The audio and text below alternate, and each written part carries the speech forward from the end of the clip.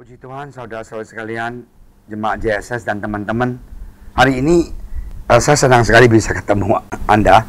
Saudara bisa lihat saya nggak bisa lihat Anda ya. Tapi saya sungguh miss all of you. Dan marilah kita saling berdoa ya, buat satu dengan yang lain. Kalian di rumah berdoa untuk gereja dan juga berdoa untuk saya ya. Dan hari ini kita mau sama-sama belajar firman Tuhan.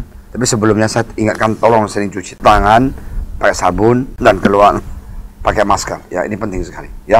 Oke. Hari ini kita mau baca di Galatia 6 ayat 4 sampai 5 ya. Samuel akan bantu saya baca, silakan, dan kita akan sama-sama berdoa sebelumnya. Tuhan Yesus, terima kasih Tuhan atas berkat Engkau. Berkatilah kami supaya Tuhan kami bisa ngerti firman Engkau dan sungguh bisa dikuatkan oleh firman Engkau. Terima kasih ya Bapak, dalam nama Engkau Tuhan Yesus kami berdoa. Haleluya. Amin. Puji Tuhan. Kita sama-sama mendengarkan firman Tuhan. Silakan Samuel. Galatia pasal 6 ayat 4 sampai 5. Baiklah, tiap-tiap orang menguji pekerjaannya sendiri, maka ia boleh bermegah melihat keadaannya sendiri dan bukan melihat keadaan orang lain, sebab setiap-tiap orang akan memikul tanggung jawabnya sendiri. Oke, puji Tuhan. Firman Tuhan mengatakan hari ini bahwa kita ini harus ya, baiklah tiap-tiap orang menguji pekerjaannya sendiri, bukan orang lain. Jadi Rasul Paulus mengatakan kita harus menguji pekerjaan kita ya. Nah, bukan melihat orang lain. Nah, kita sering mendengar istilah tidak ada yang gratis di dalam dunia ini. Ini adalah salah satu hukum di dalam dunia ini, seperti hukum tabel tuai. Dan apa yang terjadi? Hukum sebab dan akibat. Kita akan mendapatkan hasil atau akibat dari apa yang kita sudah lakukan, baik atau buruk. Di dalam usaha kita mencapai atau mendapatkan sesuatu, pasti ada harga yang harus dibayar. Nggak bisa bilang, oke, everything is free, gratis semuanya turun. Tidak bisa. Kita harus membayar dengan harga. Misalnya, untuk bisa membeli suatu barang yang berharga, yang mahal harganya, kita membayar harga dengan menabung selama beberapa saat. Ya bukan? Saya ingat kita mau beli rumah, kita harus mau menabung dulu supaya bisa beli rumah. Mau beli mobil, kita harus mau menabung dulu ya, untuk bisa menurunkan berat badan. Ada harga juga yang kita bayar. Jangan lihat samcen, bakso ikan semuanya kita makan. Ayam goreng mentega ya, ke Kentucky makan 5 Kentucky. Bagaimana bisa kita kurusin badan? Kita harus bayar dengan harga. Saya masih ingat waktu saya belajar so-called diet. Keluarga makan ikan, makan udang, makan enak banget. Saya di sana cuma makan apa? Sop. Kenapa? Karena mau kurusin badan. Kita harus membayar harga untuk supaya sesuatu bisa terjadi. Harga itu mahal nggak? Mahal sekali. Kadang-kadang korban nggak? Korban. Jadi kalau membayar harga itu tidak ada yang gratis. Kita harus mau belajar membayar harga. Saya ingat ketemu anak-anak, mereka makan enak. Saya di sana, Dad, you makan apa? Makan ini, udah cukup. Aku sedih banget, tapi aku sudah ambil keputusan, aku mau kurus. Nah, contohnya, kita harus mau olahraga, ya, kita harus mau bayar harga. Padahal malas sekali kepengen tidur, tapi harus olahraga, membayar harga. Nah, contohnya ujian. Kita mau lulus ujian, harus kita bayar. Harganya harus dibayar apa? Yaitu meluangkan waktu untuk belajar, bukan drakor, bukan YouTube, bukan nonton video, wah seru, dan expect ujian besok bisa lulus. Nggak bisa. Nah, itu membayar harga dengan tidak bisa enjoy main games, saudara. Ya, terkadang masih banyak anak Tuhan ya yang berpikir bahwa berkat itu datangnya dari Tuhan.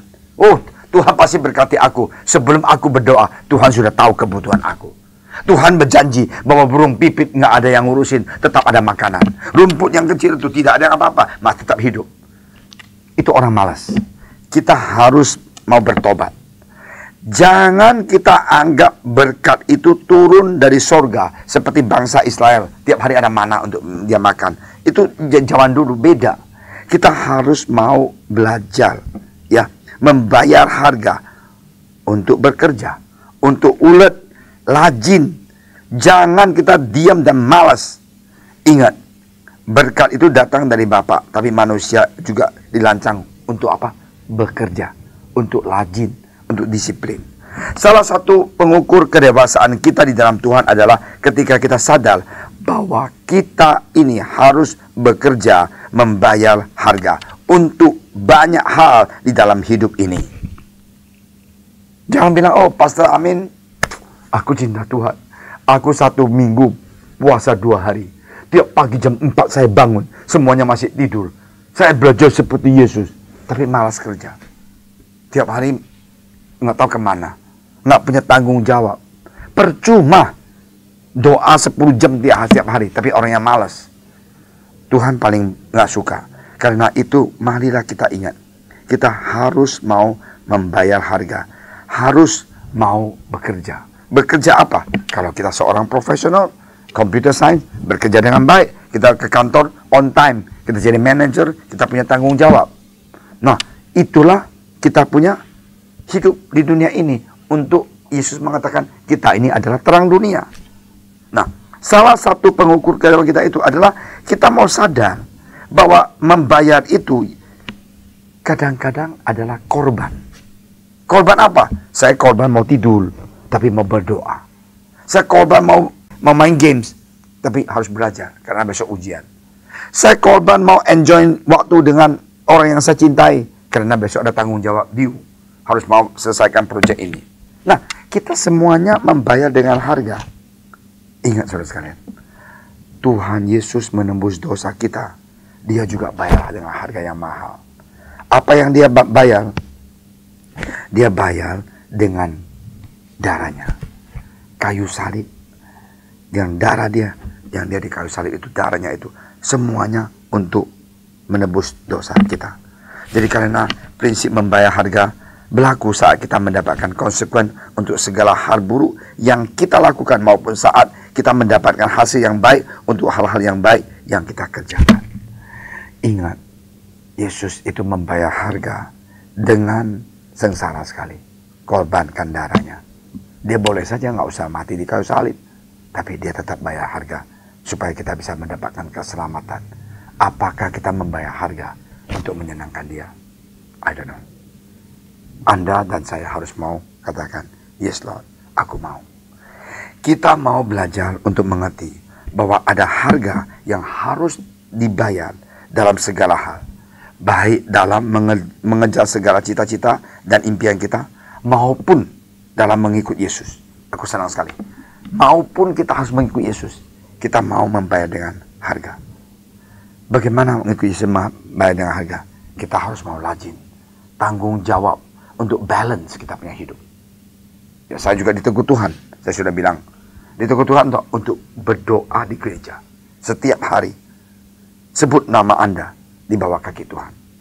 Ingat, kita harus mau bayar harga. Marilah kita membuka hati kita untuk memahami pengertian mengenai bayar harga. Bayar harga itu adalah, Tuhan, inilah aku Tuhan. Aku mau main tenis, tapi aku harus berdoa. Haleluya, aku mau main games, tapi aku mau melayani. Nah, itu bayar harga. Bayar harga apa? Saya mau main game hobi, tapi saya karena cinta Yesus, saya mau membayar, saya mau balas kebaikan Yesus. Sudah berkati saya begitu luar biasa, saya harus datang berdoa. Dan saya harus membaca firman Tuhan, harus melayani dengan sukacita, bukan dipaksa. God bless you. Kalau Anda bayar harga, Tuhan akan memberkati kamu 10 kali lipat. Ya, mari kita sama-sama berdoa. Tuhan Yesus, terima kasih Tuhan atas firman Engkau yang begitu luar biasa. Ingatkan kami semuanya bahwa kami harus mau belajar memikul tanggung jawab kita sendiri.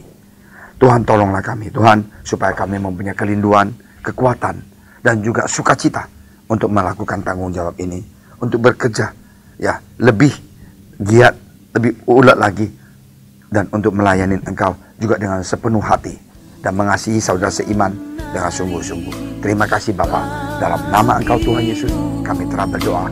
Haleluya.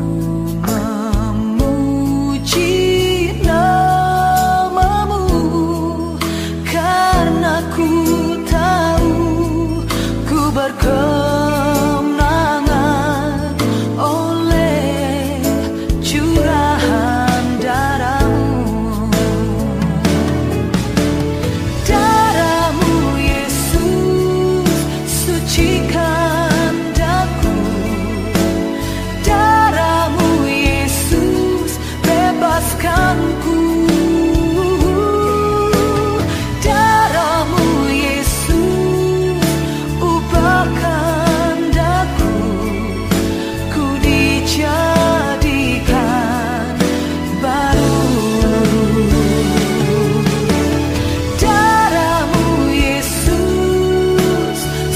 sucikan